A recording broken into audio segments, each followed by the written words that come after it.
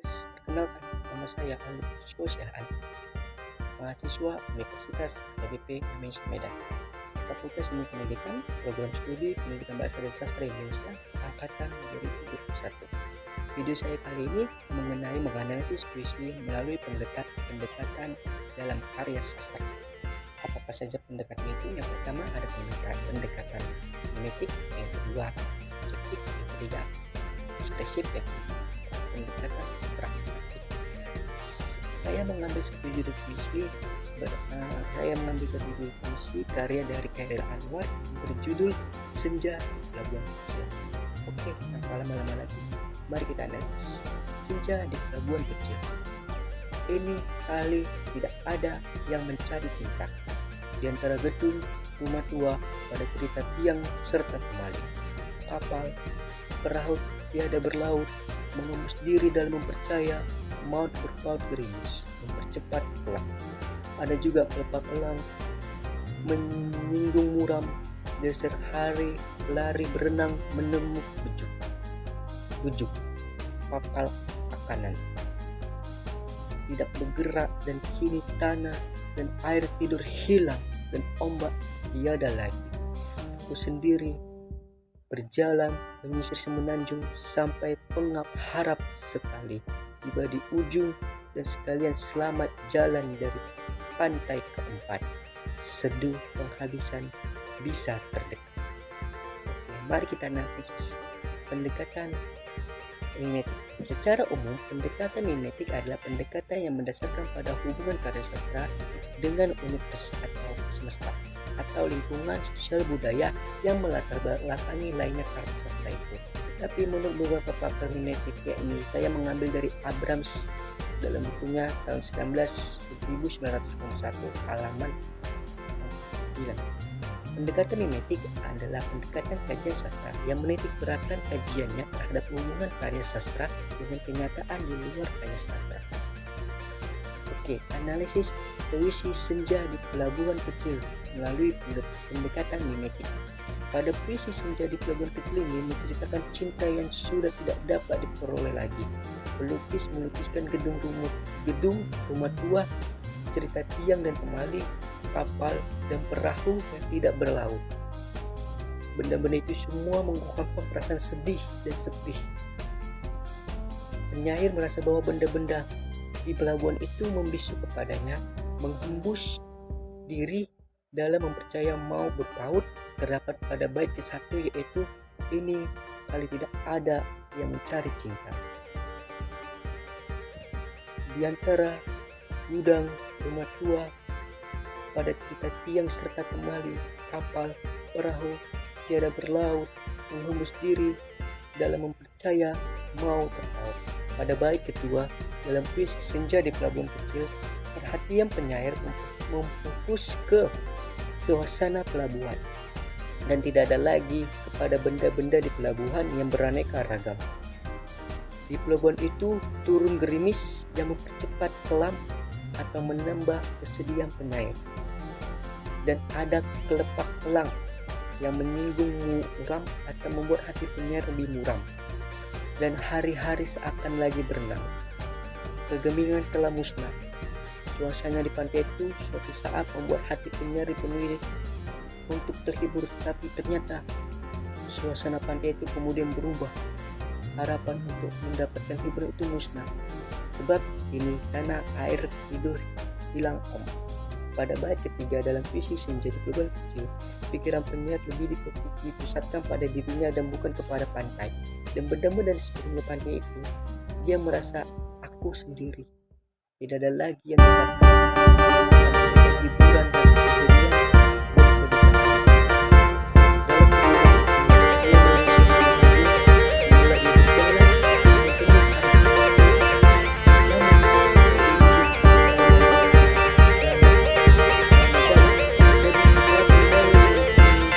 Selamat jalan.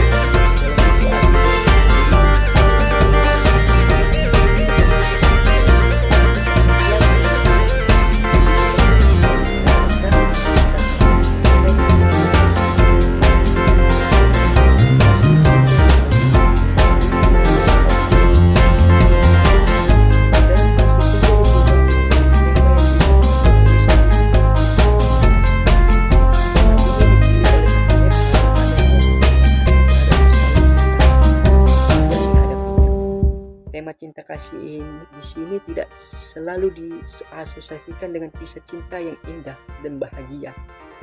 Seperti halnya pada puisi Senja di Pelabuhan Kecil, cinta kasih tersebut lebih mengarah pada kehilangan dan kerinduan. Tema bersifat menjiwai seluruh isi puisi. Dalam puisi tersebut, penyair mengusung tema cinta kasih yang mengarah pada kehilangan dan kerinduan. Oke, lanjut. Yang kedua itu ada perasaan. Berikut perasaan penyair yang terdapat pada puisi Senja di Pelabuhan Kecil itu ada dua. Yang pertama, sedih. Jelas, puisi tersebut memiliki perasaan sedih karena penyair merasakan bahwa dirinya ditinggalkan oleh kekasihnya. Perasaan tersebut ditunjukkan pada kalimat puisi, gerimis mempercepat kelam, ada juga kotak kelam, menyinggung muram, beserta lari berenang, dan kini tanah dan air tidur hilang ombak. Yang kedua ada putus asa. Puisi tersebut memiliki perasaan putus asa yang ditunjukkan pada kalimat tiang serta temali, kapal, perahu tidak berlaut, tiada lagi, aku sendiri berjalan. Menyisir semenanjung masih pengap harapan. Yang ketiga ada C, berharap. Puisi tersebut memiliki perasaan berharap yang ditunjukkan pada kalimat menghembus diri dalam mempercaya mau berpaut, menemu bujuk pangkal kanan tidak bergerak, menyisir semenanjung masih pengap harapan. Dengan perasaan sedih, putus asa, dan berharap, puisi tersebut menggambarkan kondisi dan suasana hati sang penyair ketika melalui kisah cintanya hingga ditinggalkan oleh kekasihnya. Perasaan-perasaan di atas adalah sudut pandang dari pembaca ketika merasakan apa yang dirasakan penyair dalam puisi tersebut. Oke, lanjut. Ada 3, nada dan kasa. Dalam puisi Senja di Pelabuhan Kecil, nada yang terkandung adalah nada bercerita atau sharing. Nah, di dalam puisi tersebut, sikap penyair terdapat membaca lebih menginginkan menceritakan kisah patah hati yang dialaminya. Chairil Anwar mengutarakan serta mengungkapkan elegan dari kegagalan cintanya yang menyebabkan hatinya merasa amat sedih dan terkam. Kegagalan paduan kasihnya itu menyebabkan seolah kehilangan segala-galanya. Hal tersebut terbukti melalui baris-baris puisi di bawah ini. Senja di Pelabuhan. Ini kalau tidak ada mencari cinta, dia tergoda rumah tua pada cerita, menembus diri dan mempercaya maut berlaut. Minggu muram, desi hari lari berenang, dan kini tanah dan air tidur hilang ombak tiada lagi. Aku sendiri berjalan menyisir menanjung, masih pegang harapan. Dari pantai keempat, seduh penghabisan bisa terdekat. Dalam puisi Senja di Pelabuhan Kecil, suasana yang terkandung adalah suasana sedih dan merasa kesepian yang mendalam. Selain suasana sedih, suasana kesepian pun membalut isi puisi ini. Suasana kesepian dalam puisi Senja yang dapat dirasakan pada bait pertama dan bait ketiga. Yang keempat, tipografi. Puisi Senja di Pelabuhan Kecil dengan penjelasan judul buat Sri Aryati terdiri dari 12 baris, masing-masing berkaitan antara satu dengan yang lainnya. Chairil Anwar sebagai pelopor angkatan 45 mempunyai ciri khas memenggal baris puisi tidak pada tempatnya. Chairil melakukan ini untuk kesesuaian baris dan bunyi akhir. Kedua baris tidak atas dipenggal tidak pada tempatnya untuk memunculkan bunyi yang sama. Jika ditulis dengan kaidah penulisan yang benar, maka ditulis gerimis cepat kelam, ada juga kotak kelam menyinggung muram. Semua baris puisi tersebut oleh Chairil dipenggal sebenarnya untuk memperindah bunyi. Lanjut ke majas atau gaya bahasa. Gaya bahasa yang terdapat dalam puisi Senja di Pelabuhan Kecil karya Chairil Anwar ini adalah majas personifikasi. Majas personifikasi yaitu majas yang menunjukkan bahwa benda mati atau hal lain bertingkah seperti manusia. Dalam puisi ini terdapat pada baris kelepak kelang menyinggung muram. Biasanya yang dapat menyinggung perasaan adalah orang dengan ucapannya. Ini kelepak kelang dipersonifikasikan seperti ucapan manusia yang dapat menyinggung. Bersirah halil lari berenang. Dalam baris tersebut desir atau bunyi dipersonifikasikan dengan tindakan lari berenang. Oke, lanjut yang keenam atau ada rima atau irama. Permainan bunyi rima Permainan bunyi atau rima yang digunakan oleh Khairil Anwar dalam puisi Senja di Pelabuhan Kecil ada dua macam, yaitu permainan bunyi literasi dan permainan bunyi akhir literasi, atau perulangan bunyi konsonan terdapat pada baris berikut, menghembus diri dalam mempercaya mau berpaut. Pada baris di atas terdapat perulangan bunyi M. Bunyi M berulang-ulang sebanyak 5 kali, masing-masing pada kata menghembus, dalam, percaya, dan mau. Masing-masing baris dalam puisi Senja di Pelabuhan Kecil memiliki pola yang sama, yaitu dua baris memiliki rima yang sama. Jadi bunyi akhir baris 1 dan 2 sama, baris 3 sama dengan baris keempat, baris kelima dengan baris keenam, baris ketujuh sama dengan baris kedelapan. Sementara 4 baris terakhir memiliki pola ABAB. Yang ketujuh, amanat. Amanat dalam puisi Senja di Pelabuhan Kecil adalah belajar untuk bisa bangkit dari keterpurukan yang disebabkan oleh cinta. Kegagalan dalam sebuah hubungan cinta bukanlah akhir segalanya. Kegagalan tersebut perlu kita hayati dan renungkan secara baik untuk langkah baru yang perlu diperjuangkan. Dari kisah cinta yang padam dalam puisi tersebut, kita pun bisa belajar untuk ikhlas melepas orang yang kita sayang. Oke, lanjut ke pendekatan ekspresi. Pendekatan ekspresi adalah pendekatan karya sastra dengan jalan menghubungkan karya sastra dengan pengarangnya.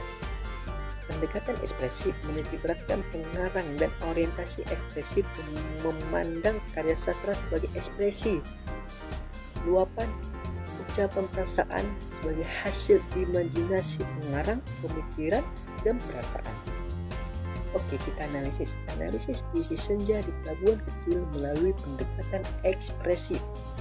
Berdasarkan analisis puisi tersebut, jika dikaji berdasarkan pendekatan ekspresif, dapat dilihat bahwa si pengarang mencoba mencurahkan apa yang sedang dialami oleh dirinya, yang sedang merasa kesepian dan merasa kalau orang-orang di sekelilingnya sudah mengabaikannya. Walaupun penyair sedang berada pada situasi yang merasa bahwa dirinya sudah ditinggalkan, tapi walaupun dalam posisi tersebut penyair tetap mencoba untuk menumpukan kembali cintanya, walaupun pada akhirnya tidak bisa didapatkan. Puisi di Senja Pelabuhan Kecil dari segi perbahasaannya menggunakan bahasa yang sangat sulit dipahami, sehingga pembaca harus mengkaji makna dari setiap kata yang ditulis dalam puisi tersebut untuk kemudian memahami isi dari puisi tersebut. Tapi ketika pembaca sudah memahami isi dari puisi, pembaca juga bisa merasakan apa yang sedang dialami Khairil pada saat itu. Puisi tersebut layak untuk dibaca oleh semua kalangan. Oke, kita lanjut di pendekatan pragmatik. Penjelasan pendekatan pragmatik adalah memahami karya sebagai sesuatu yang dapat dibuat untuk mendapatkan efek pada pembaca yang berupa tanggapan-tanggapan yang diperlukan. Berhasil tidaknya karya sastra yang diciptakan pengarang tersebut tergantung atas masyarakat. Pembacanya itu atas diri kita sendiri. Kalau kita membaca puisi itu, kayak mana pendapatnya? Oke, kita analisis puisi Senja di Pelabuhan Kecil melalui pendekatan pragmatik. Mengisahkan tentang cinta yang sudah tidak dapat dimilikinya lagi, penulis menyampaikan isi hatinya melalui sebuah gambaran gedung, rumah, tua, cerita tiang dan temal kapal, perahu, dan benda-benda tersebutlah tergambarkan bagaimana sedih dan sepinya perasaannya saat itu. Penyair merasa bahwa benda-benda di pelabuhan itu membisu kepadanya, menghembus diri dalam mempercaya maut berpaut. Di bait pertama puisi tersebut, penyair merasakan kehampaan dalam hatinya. Cintanya sudah hilang. Kisah-kisah masa lalunya yang indah atau rumah tua pada cerita tersebut yang sebelumnya dipenuhi oleh hubungan cintanya dengan sang kekasih, ini tiada lagi. Kenangan cintanya itu atau gudang sangat memukul hatinya. Hatinya tidak lagi dipenuhi oleh cinta, keceriaan, harapan, dan hiburan. Penyair kehilangan kepercayaannya pada cinta. Hatinya beku seperti mati tanpa harapan. karena orang yang dicintainya telah meninggalkan diri penyair. Bait kedua. Duka hati penyair menambah kelemahan dan jiwanya karena sepi dan kelam itu. Suara kelapang elang dapat didengarnya. Suara itu lebih memperdalam kedukaannya, membuat hatinya lebih muram. Harapan-harapan untuk dapat berjumpa dengan kekasih timbul, tenggelam seperti hari lari berenang, tapi kemudian muncul bujukan pangkal akanan. Penyair masih diombang-ambingkan oleh perasaan, antara munculnya kembali harapan untuk bercinta kembali dengan sang kekasih dan putusnya harapan. Namun kemudian disadari bahwa harapan yang timbul dan tenggelam itu harus dilupakan karena kekasihnya tidak dapat kembali lagi atau tanah air tidur hilang ombak. Cinta penyair tinggal bertepuk sebelah tangan akan menimbulkan kedukaan yang sangat dalam. Pada bait kedua, perhatian penyair menyimpit pada suasana alam di pantai. Pada bait pertama, perhatian penyair lebih luas, tertuju pada bangunan-bangunan yang nampak remang-remang di pantai. Yang bait ketiga, penyair merefleksikan diri, semua kejadian itu kemudian dipantulkan kepada dirinya sendiri. Kekelaman dan rasa mencekam karena cintanya yang gagal direnunginya sendiri. Ia masih sering mengharapkan cintanya akan kembali kepadanya. Dalam kesendirian dan kehampaan itu, ia merasa suatu ketika sang kekasih akan menemaninya atau penuh harapan. Dengan demikian, kesedihan penyair jauh lebih dalam. Ratap tangis yang diderita dalam hati menggema sampai jauh, bahkan dari pantai keempat, seduh penghabisan bisa terdekat. Sangat mendalam duka penyair itu karena orang yang dicintai. Orang itu memberikan harapan yang kadang nyata, kadang hilang, sehingga pelabuhan harapan itu disebut kecil. Dalam puisi tersebut kita banyak belajar hal bahwasanya apa yang tidak kita dapati itu harus kita ikhlaskan. Apa yang sudah pergi harus kita ikhlaskan, mau itu cinta, terus orang tua atau kesuksesan atau apapun itu harus ikhlaskan. Karena apa yang sudah kita tidak dapat kita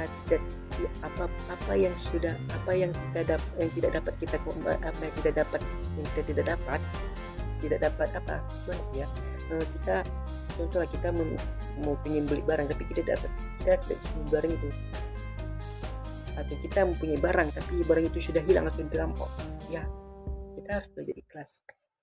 Jadi puisi tersebut belajarkan untuk berikhlas dan mencintai tulus mungkin. Tetapi saat kita sudah mencintai tulus mungkin, kita harus ikhlas dan harus terima kalau kita siap untuk kehilangan cintanya. Oke, sekian dari video saya. Bila ada salah kata atau penyampaian kata, saya mohon maaf. Saya ucapkan terima kasih. Salam sehat. Jangan lupa ditonton, like, subscribe. Terima kasih.